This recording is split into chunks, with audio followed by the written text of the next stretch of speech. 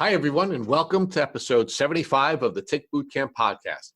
The title of today's interview is From Crime Fighter to Lyme Fighter, an interview with Emma Mellblom. My name is Richard Johannesson. And I'm Matt Sabatello. Today's podcast guest is Emma Mellblom. Emma Mellblom is a 31-year-old woman from Sweden. In 2012, she was working in a primary school and training to become a police officer.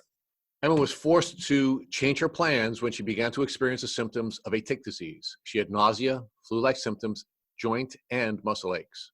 She saw over 15 doctors and received a psychosomatic diagnosis before finally being diagnosed with Lyme disease. Currently, Emma is treating for her Lyme with a mix of antibiotics and herbs. She is also using infrared saunas. On her journey, Emma lost a lot of friends. She created her Instagram page to remind others that it takes time to heal and to stay positive. Hey, Emma, and welcome to our podcast. Thank you for having me. We're blessed to have you, Emma. Can you share with our listeners where you're calling in from? I'm calling from Sweden. And Emma, what do you do for a living? Right now, I'm sick. When I was healthy, I worked with children in school. Emma, what is your relationship status? I'm now in a relationship. And with whom are you in a relationship with? With my beautiful girlfriend. What was your life like before you started to get sick? Before I got sick, I was a very healthy person. I went to the gym. I had a lot of dreams to be a police officer. So I went to the gym and started eating right. And I was working with kids in a small school. So my life was pretty good. Yeah, it was the best time in my life, actually. So you were preparing for a career in law enforcement and you were preparing yourself to ultimately become a police officer in Sweden? Yeah, I wanted to. I was going to the gym to build up the body, and then I was going for the police officer. Emma, why did you want to become a police officer? Because I always wanted to help people, not to just throw them in prison or something like that. I want to help people and build up the society. That's one of my dreams. So you were pursuing your dream of becoming a public servant in Sweden, and then you began to show some signs of sickness. Is that correct? Yes. 2011, I removed my tonsils because I had so many infections in so many years. All my childhood years was terrible because of the infections. So now 2011, I had to remove them. And I felt like, oh wow, no infections anymore. I can work out and everything's good, feels good. But then it started to feel some pain in the groin because I was in the gym. I was doing a sit-up, and then it was a shooting pain in the groin. And after that, I couldn't move properly. How old were you when you began to show the symptoms of what you now know to be your tick disease? I was 24 years old. And how did the symptoms progress? How did you first start to know that you were sick, and how were your symptoms progressing? I started to notice that I started limping on my right leg, and I had some terrible muscle pain in the stomach. It was contracting and really hard. I couldn't. It was terrible pain in the stomach. And then when the months was passing away, I was moving back to my city where I was born, where my parents live. And I started a new job. And then it was like a truck that hit me. It was like my right leg started numbing, and one day I couldn't move the leg anymore. Emma, how did your developing symptoms impact the work you were doing to pursue your dream as a police officer? When I started to notice that everything was going to be bad from now on, it was like I had so much anxiety of not follow the dream I wanted to do, and I had so many problems to not be that person who can help anymore. I was the person that needed help, not the one that helped other people. So it was really, it was bad. Now, Emma, what other social impacts did the developing tick disease symptoms have on you? the best thing here was that I had a really good relationship with my friends. I haven't lost any friend. The worst thing was the romantic relationship was I've lost so many relationships because of this, because I was so tired all the time, and yeah, I didn't have any time to focus on anyone else than myself. But I have really good experience with my family and my friends, but the loved ones, relationships didn't last. Now, do you believe that your romantic relationships were not lasting because your partners were essentially sick of you being sick? Yes, exactly. I think it was hard for them to see me like this other person that I was.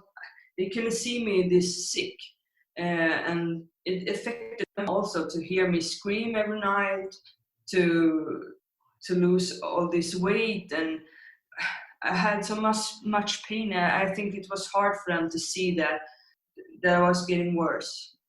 So, Emma, when did you begin to see doctors to help you determine why you were getting sicker and sicker? In 2013 was the crucial when I moved back to the hometown. I went because I couldn't work anymore. I had to get some money from the government they pay me for being home to be sick. And I needed to go to the doctors and get that paper. And then they started to investigate me in every way. They took every blood sample, MRI, everything. And it didn't show anything on the tests, nothing. I was healthy. So Emma, you went for disability, is what we call it here in the States, to get money from your government because you were sick and disabled. Is that what you did? Yes. And they ran a wide variety of tests to see what was wrong with you physically, and all the tests came back negative, meaning that they couldn't find what was wrong with you, right? Exactly. Did they still approve your disability and give you the money for being disabled despite the fact that they couldn't identify the cause of your sickness? Yeah, in the beginning, because they did all these tests and everything, they give me all the money because they didn't know I didn't have any diagnosis for like 4 years. And then they come up with a diagnosis that says I'm a psychosomatic. Is psychosomatic the diagnosis that they put on the paperwork for you to get your disability? Yes. And here in the States, psychosomatic, our interpretation of that would be that really it's something you're making up or imagining, that it's a mental health issue causing you to think that you're sick, that you're faking it almost. Is that sort of the same meaning in Sweden? Yes, it is. Now, here you are, you're 24 years old, and now you're on disability and you're going to these doctors. Did you believe that you were making these symptoms up, or did you still feel that there was some other cause that hasn't been identified yet? In the beginning, I thought that I had all these symptoms and something is wrong with me. It needs to be some disease or something. But then when I saw this neurological doctor, when he gave me this diagnosis of psychosomatic, they sent me to the psych. So I was in the psych ward for 2.5 years, 1 time a week. And I started to believe this was something I made up. I asked my mom several times I was like, is this true? Is this something I imagining? I can't move my arm. Why can't I move my arm? Is it something I made up? So in the beginning, I thought it was something like an infection or something, and then I started to believe it was all in my head. Emma, how did your family react to the psychosomatic diagnosis? Did your family members believe that you were really sick, or did they believe that you were exhibiting physical symptoms from a mental illness? I think I have 3 siblings. I think one of them didn't believe me. She had trouble to understand why this happened, and I think she believed it was psychosomatic, but my parents was so supportive and said, no, this is not psychosomatic, this is something else. So you believed it was psychosomatic at one point, after you started this process, but your parents never believed it. They always knew there was something else wrong. Yes, because they know me. They know I couldn't come up with this in the brain or something. They know me so good, so they were so supportive and told me that this is nothing you just come up with. What about your friends, Emma? What did your friends think when you were discussing with them the psychosomatic diagnosis that you had been given by your healthcare system? I don't actually know, because they were so supportive that they didn't really ask something in that time. I didn't talk so much about my symptoms and my sickness. When I meet them, we try to be in a happy place. So Emma, although you were really sick when you hit 24, a year after your tonsillitis surgery, you were sick on and off your entire life since a young child, correct? Yes. And you did a lot of activities and lived in a tick endemic area, meaning an area that's very heavily populated with ticks. And you were in these areas out in nature quite often as a child, right? Yes. If you go like 1 kilometer from here, it's an island that's full of ticks. And we were children that running on that island. It was terrible. Did you ever find a tick biting you? I think I have seen ticks biting me, and my parents take it off, but nothing like no symptoms of that. I don't think so. I got this bite. I think I got this bite when I was like maybe 20. Emma, what did you know about ticks and tick diseases prior to you getting your Lyme disease diagnosis? Nothing. Is there any education about ticks and tick diseases as part of the Swedish educational system? No. It's only TBE, It's a very infected area here with TBE in the ticks. So they go for flu, they get these shots. And you mentioned that you think the tick bite that caused you to get sick when you were 24 was a tick bite from when you were 20. But do you recall other tick bites when you were younger as a child from being out in nature? Yeah, I think so. Sometimes there was a lot of ticks, and I don't remember which one it could be, because it's so much ticks here. You don't know which one it was. And in many cases, it could be multiple tick bites, meaning you're infected more than once, and the cumulative or the buildup of those tick bites caused you to be sick later on in life.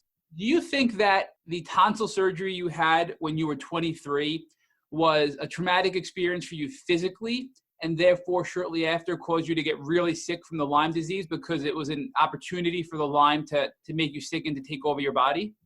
Yeah, I think the immune system went down so bad. So I think the infections got really busy in my body and wanted to take over my body. Your symptoms progressed from there. And you mentioned that some of your past partners and past relationships, they'd hear you screaming at night. So I want to learn more about your symptoms. Why would you be screaming at night? Was that caused from the pain that you experienced? Yes, I had a terrible pain in my back and my leg. Were your doctors at the time prescribing you anything like muscle relaxers or pain medication or inflammation medication or anything like that to help with your chronic pain, basically? Yeah, everything. He prescribed, I think one time I had like 15 different medicines for muscle pain. I had 3 types of morphine, antidepressant, everything. So, Emma, were your doctors prescribing you all of this pain medication while they were at the same time diagnosing you with a psychosomatic mental health issue? Mm-hmm. Yes. Which is quite interesting, because if they believed it was all made up, that they would also prescribe you medication to decrease the pain. So just, interesting from our point of view to see how other countries handle misdiagnoses like this. Yeah, it felt weird to get me. They tell me that it's all in my head and then I need all this medication. I was thinking like, I'm mental. This is crazy. Can you talk a little more about your symptoms? So you were sick for about a 5-year window from the time you were 24 to 29 until you got your Lyme disease diagnosis. So can you talk in more detail about your symptoms and what you experienced throughout that 5-year window? Yeah, started with a lot of muscle pain, and all the whole back was so tender, and I had a lot of migraines, nausea, I was tired, fatigue. Under my foot, it was like burning, it was like fire, and I was sweating a lot. And also my right leg got paralyzed and my right arm got paralyzed. When you had this paralysis, were your doctors saying again that it was still psychosomatic and you were the cause, your brain was the cause of the paralysis? Yeah, they were really direct on that and said every time that this is something that's psychomatic, it isn't something else. It's only in your head.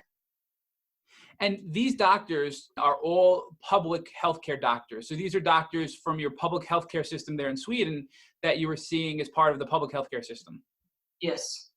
So before you got diagnosed, did you seek any private doctors to help you above and beyond what the public healthcare system was able to help you with? Yeah. Before I did this test from Germany, I seek a doctor. When I got the results from the test, it says that I had Borrelia, Bartonella, Ehrlichia, and other viruses.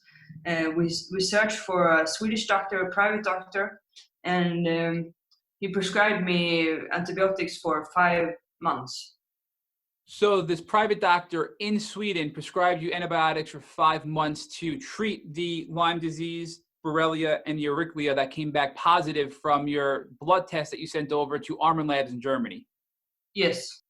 Emma, I'd like to ask you about the public health care system in your country and what your perspective was on the system before you had gotten sick. Because I can tell you in the US, we're led to believe that the Scandinavian public health care system is one of the best in the world. Did you feel that it was one of the best in the world before you got sick? And did your opinion change after you had gotten sick?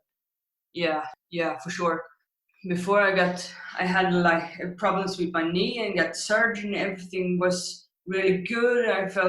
I believed in the doctors and everything they said. I was like, we treated them like gods here. So I have a different vision of the doctor's day. And what about the system in general? I understand how you could have lost faith in the doctors. Have you also lost faith in the public healthcare system in Sweden? Yeah, it's terrible. I know people are going to be mad at me when I say this, but we can't live in this society where people are so sick here, and they got this ME, they got the fibromyalgia, all these types of diagnoses that they don't get help, they don't get treatment. I wonder where all these diagnoses come from. I want to know where they come from. No one can say where it comes from. I don't have any faith on this healthcare system anymore. Emma, before you went to your private doctor, did you get the blood work done on your own through Armin Labs, or is that something that the private doctor issued for you and told you to do to get that blood work? No, I did it on my own. What led you to believe you may have Lyme disease to do that on your own? So the funny thing is that I went to see a healing person, someone that's in contact with the universe. I didn't think that it could help me, but she only saw a tick. That's where my family said, okay, we will try this test to see if it is Lyme disease, because the doctors here in Sweden have tested me for Lyme disease with their tests, but it doesn't show anything. So we found this test and then it's shown positive. So it sounds like in Sweden, your public healthcare system does inadequate Lyme testing like we do here in the States. Yes, the same test that you have, I think. So the same testing, the ELISA is the first level and the Western blot is the second level. But we know that there are many, many false negatives. And if you don't go and get a good lab like Armin Labs or IGeneX, you could have Lyme despite the fact that you have a negative Lyme test from the traditional doctor that you may see in the public healthcare system. Yes, that's correct. Now, you went to this spiritual doctor who led you down the road of thinking that you could have Lyme disease. And then you went and got this test done at Armin Labs.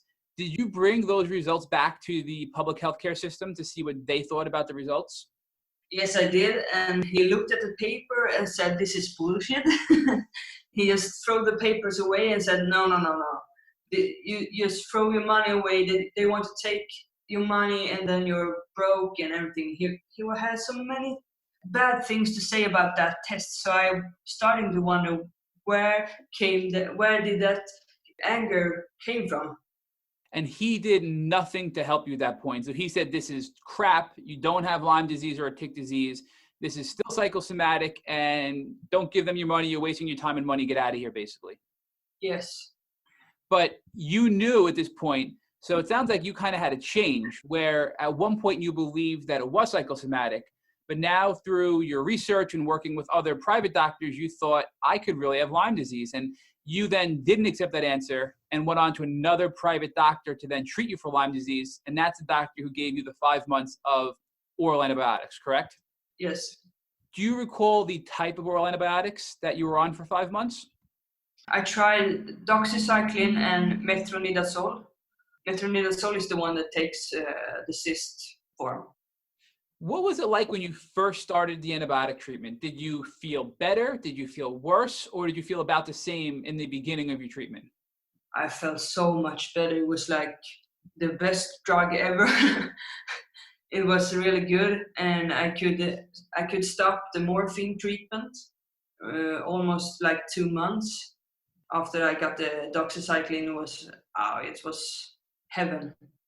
Emma, I'm quite frankly blown away by what I'm hearing from the diagnostic and treatment journey that you are on. You were so sick that you had to leave work, and you were given disability. You're treating with various doctors who are suggesting that your illness was a mental health illness and not a physiological illness. They're putting you on all kinds of drugs, including very addictive drugs like morphine. Yet you bring your doctor a test that indicates that you have a physical injury that can be treated, and he tells you it's bullshit. How did it make you feel when you ultimately got your Lyme disease diagnosis about yourself, that you lost faith in your ability to know whether or not you were really sick? When I got the test results back on my email, I was alone in my apartment. I was sitting in bed. At first, I laughed. I was like, crazy laugh. And then I realized that this is the truth. I didn't have this psychosomatic disease. And it was like, I started to cry, and I cried, and I cried, and everything was, I had a solution here. Now I know what to do. And so first I was like, I wanted to take this paper and shove it in the doctor's face and like just laugh at him and said, I'm going to file a report on you because this is so wrong. So the very people who were calling you crazy were in fact the people who were crazy. Yeah, that was the feeling I had. It was like I wanted to phone the TV. I wanted to write to the newspapers. I wanted to do anything to reveal this big scam. Once you were having success with the antibiotics from this private doctor in Sweden, did you ever return to your public doctor and tell him that, hey, you said this was BS, but I'm feeling so much better now that I'm receiving the treatment for the Lyme disease? Yes, because when I was on the antibiotics for 5 months, I was feeling great and everything. And then when I stopped the treatment, I get really worse. I was really bad. So we have to go back to the doctors and say, can you do something? And that was a turning point for me because he said, nothing, we can't do nothing. We can send you to a hospital in another place, and they was going to lock me in. He said I was crazy, and they're going to lock me in some other place, in some other hospital, because I'm crazy. So after your 5 months of oral antibiotics from this private doctor, you stopped antibiotics, you felt bad again, you started to get symptomatic again and feel really sick. You returned to your public healthcare system doctor for further treatment because you finally found something that was actually helping you. And instead of helping you, this doctor said, I'm going to submit you to a psych ward and lock you in a padded room, basically, it sounds like. Yeah. Which is obviously the the last thing you needed at that point. So did you go back to your private doctor who prescribed the 5 months of antibiotics to seek further treatment at that point? No, we didn't want him to lose his license. So we felt like we had to go another way. So is Lyme disease accepted at all in the Swedish medical community? Yeah, it's accepted. They know the impact, but they don't believe in more than 10 days antibiotics. If you take 10 days antibiotics, and then you should be fine, you're cured. So you felt that there was no chance of getting more antibiotics from your private doctor because he was already at risk of losing his license for treating you for 5 months. So you had zero options within Sweden at this point to get further treatment to help your Lyme disease. Exactly. We were alone. So what did you do next? Your public healthcare doctor saying he's going to institutionalize you and put you into a locked room for mental health reasons. Your private doctor saying he can't help you anymore because he's afraid he's going to lose his medical license if he treats you any longer. What did you do at that point? We were consulting with the old Lyme doctor, the only Lyme doctor we had in Sweden before they took his... Did they take his license away? Yeah. Before they took his license away, we contacted him on email, and he said there is a clinic in Germany. You can go there and get IV antibiotics. So that's why we did go to Germany. So there was only one doctor in all of Sweden who recognized that 10 days of antibiotics for Lyme wasn't adequate and would actually treat you to help you recover and heal.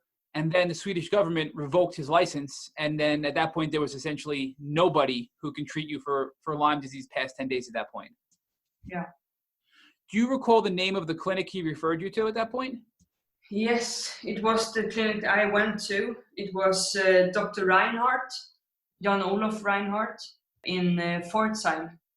So you took this Lyme doctor's recommendation and actually left your country, went to Germany to get the treatment you needed to feel better. Yes. So talk us through what that was like. So you're still very sick. You had to leave the country. You had to travel. That had to be emotionally and physically painful for you while being so sick to have to leave and go to Germany for treatment. Yeah, the problem was I don't remember the travel down to Germany because I had so much pain and I had so much jaw pain, so I don't remember the whole travel down. But I went with my parents in an RV, so we went down in late November, going on the road to Germany for, I think it took like 3 or 4 days to come down to the place. At this time, were you still on the pain medication and other drugs to help with your pain, or were you totally off of those at this point? I was off of the medications. And you mentioned that you had severe jaw pain at this point while you were traveling to Germany. Can you talk more about the jaw pain that you had? So the jaw pain come when I first did a sauna bath. It was too hot and the jaw wanted to dislocate it and the tongue went like a spear. So I couldn't breathe and the jaw wanted to click and dislocate it. So you mentioned that you did an infrared sauna and that the heat was too much and that sort of stemmed or started your jaw pain. Were there any positive impacts to doing the infrared sauna? I didn't know what the infrared sauna was in that time, so I didn't research about I should drink a lot of water. I need to fill up with salt and magnesium and everything like that. I think that triggered the problem. And this was all done while you were on the oral antibiotics by your private doctor in Sweden before you went to Germany. You did this infrared sauna, it sounds like. Yes.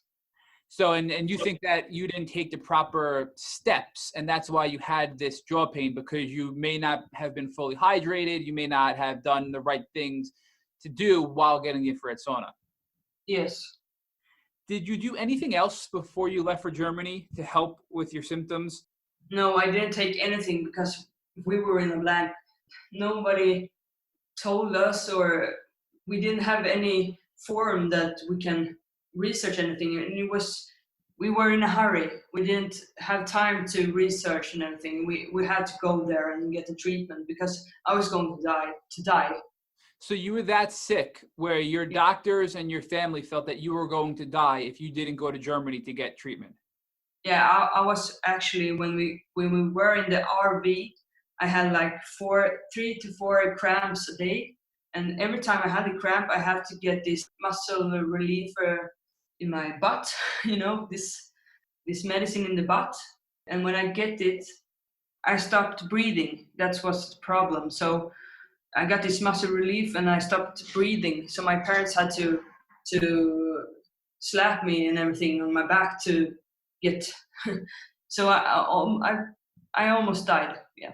So you were taking medicine to help with the muscle pain and the muscle spasms, and the medicine that you were getting in basically a needle, a shot in your butt, caused you to stop breathing, and that your parents had to, I guess, sounds like, almost do CPR to restart your heart to get you breathing again. Is that correct? Yeah. Do you recall what the medicine was that they were giving you in the shot in your butt? Here in Sweden called Stesolid. Can you repeat the name again? Stesolid. Now you're here in Germany, and you mentioned that they were going to do IV antibiotics. Is that what they did? Yeah, they only treat with antibiotics. And you did that for 5 weeks straight and then returned home to Sweden, right? Yeah, 5 weeks, and we got home with the RV and celebrated Christmas, and then I got worse again. Did the IV antibiotics help you more than the oral antibiotics? Oh yes, because I stopped talking when I came to Germany. I stopped talking because I had I was paralyzed in the tongue, in my mouth. So when I started antibiotics, in 2 weeks I could start talking again. And then within 5 weeks, you were feeling much better, returned home, and you were able to celebrate Christmas, but then started to get sick again, it sounds like. Yes, because I didn't tolerate the oral antibiotics at that time. When you left Germany after the 5 weeks and came home for Christmas, you were on oral doxycycline while you were home for Christmas after Germany? Yes. And your body couldn't handle it at that point because you were too weak. So you had to return back to Germany for IV antibiotics? Yes, that's right. And it sounds like you did that one more time. So you went back that second time after Christmas and you got 7 weeks of IV antibiotics. And Yes. then returned home, got sick again, and then went back for another 4 weeks of IV antibiotics. So you were in Germany at 3 separate times for 5 weeks, 7 weeks, and then 4 weeks. Yes. And each time you felt significantly better while getting the treatment. But upon returning home to Sweden, you started to get sick again. Yeah. It was like having this IV. It was like a lot of things gets better with the IV. So after the third visit to Germany and getting the IV antibiotics, coming home and getting sick again, that was your last visit. What did you do differently? Because you were still sick and you needed more help. Did you take a different course of action now at this point? We tried different antibiotics. So I have tried 7 different antibiotics, and the last time I was in Germany, we tried a different antibiotics and it felt much better. So when you returned home from that last time that they used a different antibiotic and it worked much better, did you stay healthy and feeling better with your symptoms at that point once you returned home? Yeah, the symptoms just stayed in the same. I contacted my doctor and said, can we start something to build up my body now? Like herbs or something like that. So the third time in Germany, they changed the type of IV antibiotic they were giving you. They gave you a different type of antibiotic in your IV, which then allowed you to feel better once you returned home and not get sick again. Yes. And then at that point, you then said, well, I want to now focus on rebuilding my body and my immune system, and then discussed herbs with your doctor from Germany to start rebuilding your body. Yes. Can you talk more about the types of herbs and who made them that you took? The company is Nutramedix, and the herbs are banderol, samento, and berberponella. They all, I think the banderol is the one that kills the Lyme spirochetes, and samento is the one that helps the body to the nervous system and an immune system is building up again. And verbipanella is the one that detox your brain. So if you have extreme fatigue or something, it helps a lot. Do you feel that the herbs were very effective in rebuilding your body, your immune system, and also helping kill off whatever Lyme bacteria was left? Yes, I think so. I feel much better and lighter because the antibiotics, it kills so many things in your body, also the good stuff. So with the herbs, it started to build up again. So really at that point, that was the cleanup period of your healing. So you had the antibiotics, which had good and bad effects, and the herbs were cleaning up the damage that was done from the antibiotics and also helping kill off residual or leftover Lyme bacteria. Yeah, exactly. You did mention, though, that you did try CBD oil at a later point. So at what point did you try CBD oil for symptom relief?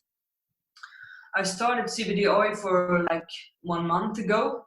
And it feels like I get better, sleeping better. That's the only thing that helps me. It's with the sleep because I don't sleep so good. And you also took chlorella, which is something that you take to help remove, I think, toxins from your body. Is that correct? Yes, it helps a lot. I can recommend that one. So Emma, where are you getting the money to purchase all of these medical services that you're purchasing from Germany and now the herbal protocol? We started a GoFundMe page on my Facebook page. And we made a video.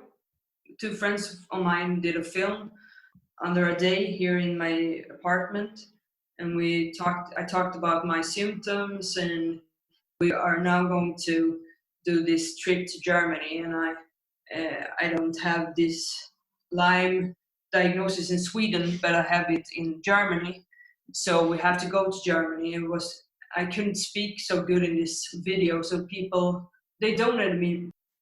So looking back at your entire journey with Lyme disease, what would you say was the most effective thing that you did to help your recovery? It was antibiotics, herbs, and infrared sauna, and sleep was the main thing also. You have to sleep a lot, you have to rest a lot, and don't stress. It's the worst thing you can do is stress. Breathing is very important as well. So are there any breathing techniques that you can recommend for our listeners to help maybe when they're in a state of panic or worry or anxiety or depression to help sort of stabilize their mood? Yeah, so take a deep breath and count to 1, 2, 3, 4, 5, 6, 7. Hold the breath and then out. 1, 2, 3, 4, 5, 6, 7. And then do that 3 times. Then you see the blood pressure, everything is going down. Just be calm. So after everything you've done, you've certainly come a really, really long way in the couple of years that you've now been treating for your Lyme disease. How do you feel today? Oh, wow. Today, it's like I'm another person. Today, I can walk outside with my dog. I can cook my own food. I can clean my own apartment. I can wash my clothes. I don't have migraines and headaches. The brain fog is less. And no pain in the back. Can you share with our listeners how you're different today as a consequence of this Lyme disease journey that you've gone on? How are you better, not just different, but better than you were before you began the journey? I like good conversation. Before, I didn't listen to other people as much as I do today. I don't plan the next week because I don't know what's going to happen. And that's maybe a sad thing, but it's true. I am not this stressful person anymore because I can't tolerate stress. I'm much calmer. Now, Emma, you've always had this desire to be a public servant. Your goal was to become a police officer before you began your Lyme disease journey. We have seen that you've done a great deal of outreach through social media, and you're trying to share your journey with other people who are suffering from Lyme disease so they don't have the same challenges that you had. Can you talk to us about how you've transformed from someone who wanted to be a public servant in the law enforcement community to now being a public servant in the Lyme community? When I started to think about if my family got the tick bites and everything, I feel like I got anxiety from feeling like anyone else getting this sickness, I would feel so bad. So I wanted to prevent this from happening. So through my media, to make people realize how bad this is and how many people that are sick. It's so important for me to come out and tell my story, because I don't know if someone else is getting sick, and I can't watch someone else get sick. It's terrible. Can you share with us how you have transformed from the person who is struggling with her illness and not being able to be in a romantic relationship to now having transformed to someone who is healthy enough to be in a romantic relationship? Yeah, so I met this wonderful person and got very in love.